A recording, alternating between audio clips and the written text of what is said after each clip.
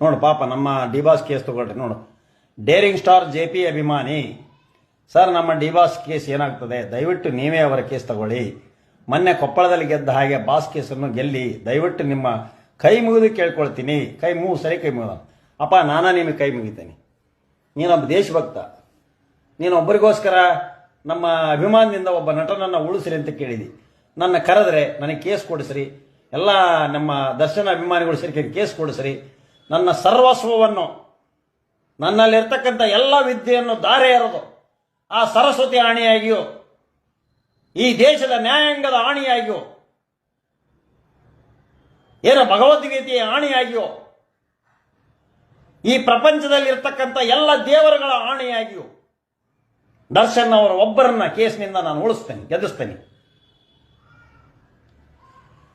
ಯುವರಾಜ್ ಹಳಕಟ್ಟಿ, ನಿಮ್ಮ ಇತಿಹಾಸ ಬೋಧನೆಗೆ